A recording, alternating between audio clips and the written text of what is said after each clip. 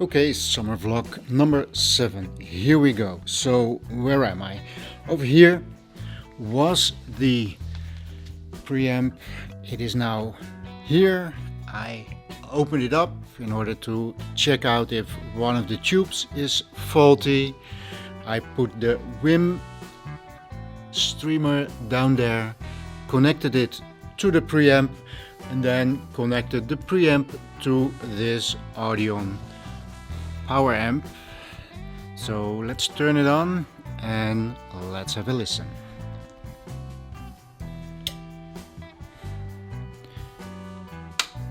Okay, I'll give it some warm-up time and then I'll listen if there is the same distortion that I had before. Now I did take out and put back in these two tubes because I think it is one of these two tubes if there is a fault in the tubes at all. This is the preamp section. There's 3 more tubes over here.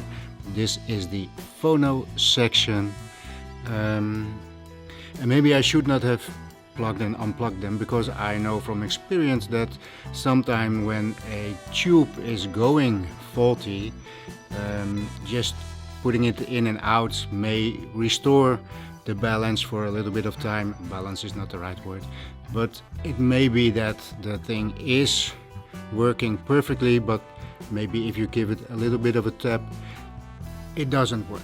So let's give it some time to warm up, and then I'll play some music to listen if the distortion is still there. I just did a first test run and everything seems to be okay. Now this may be because I did put it back in these 2 tubes that may have settled them back in working order. I know this happens sometimes with tubes. So it is now waiting. I turn the system down again. A little bit later I'll be turning the system on again.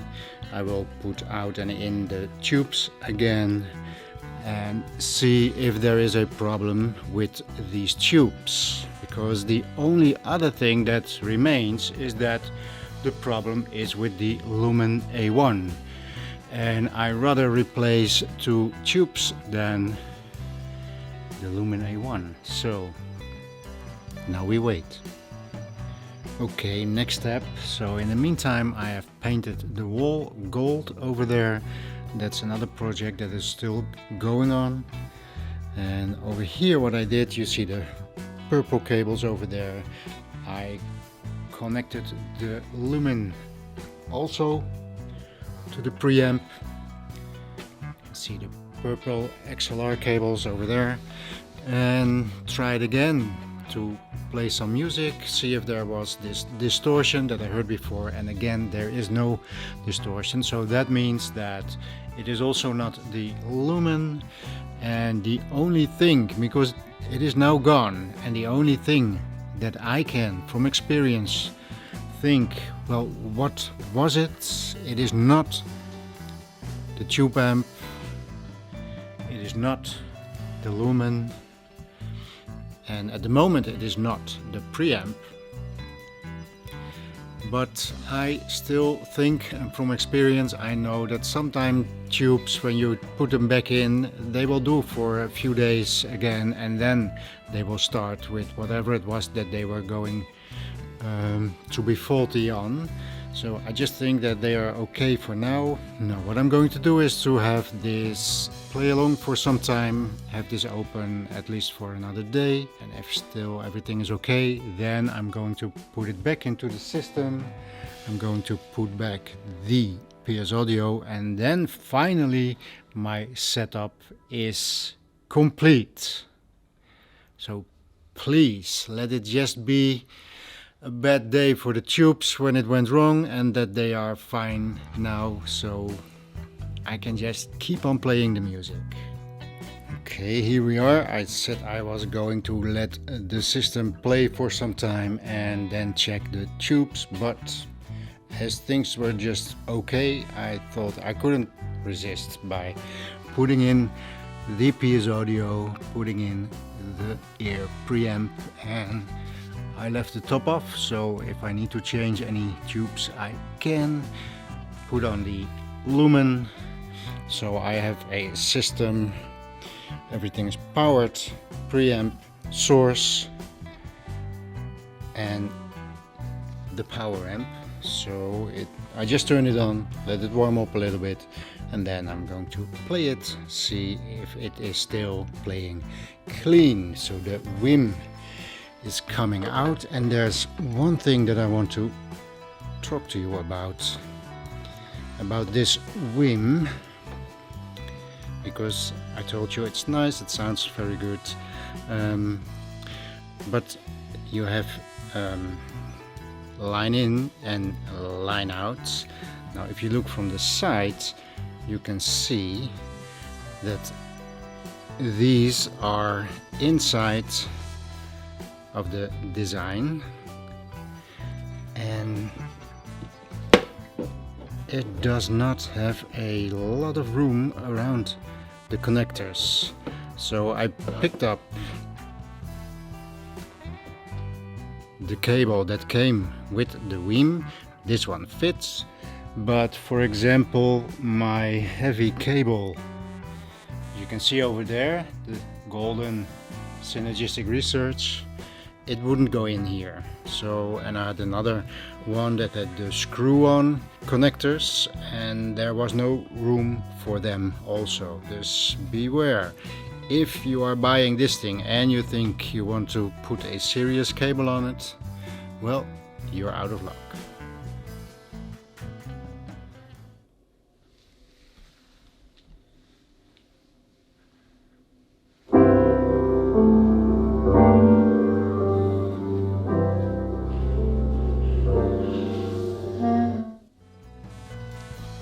Okay, so everything is working. There is music from the loudspeakers that is not distorted.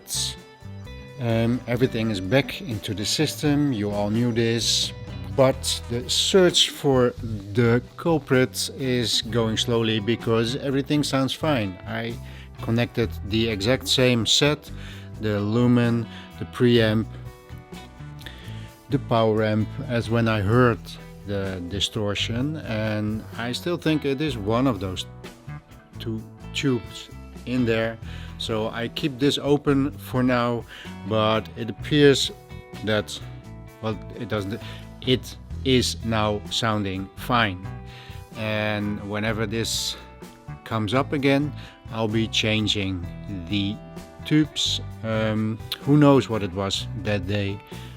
Maybe just a strange analogy and everything is fine. Anyways, I have everything installed, everything is working, so this project has come to an end, or almost. One more thing, as you can see over here, I hope this is visible, but this rack is not yet level. If I look from the side, I don't know if this registers on video, but it is leaning forward a little bit, and that is also what the level tells me. Now, I told you I have this rack on this material. I don't know what it's called, but it is meant to decouple, and it is now used to decouple the rack from the floor.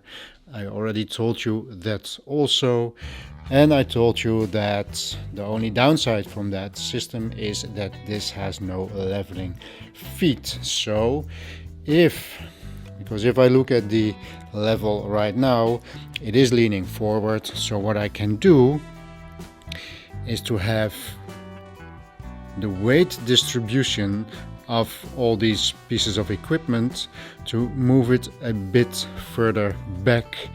Now, as you can see over here, there is still room to put at a minimum those two on top to the rear. The PS audio, which is very heavy, could be going a little bit more to the rear, but I don't really want it. The preamp can go back a little bit. but mostly it will be these two things. And then the aim is to have the rack as level as possible, because it does not really matter for things like a streamer. It does matter for something like a turntable to be completely level. So step one, make sure that the rack is as level as possible, and then of course I have the feet under the turntable to do the final adjustments. You could debate if a transport should also be level. I want it to be level. Now, if I notice, I don't know if it registers on video, but if I look at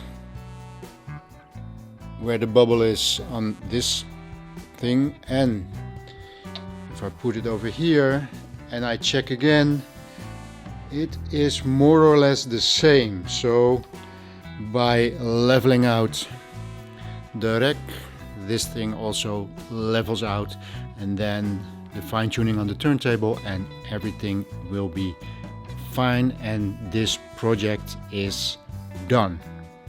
And that is done. As you can see, I had to place the turntable and the CD transport way back. I don't care too much, it still looks wonderful. And I put this one, which is now perfectly level, and that means that this project is done. But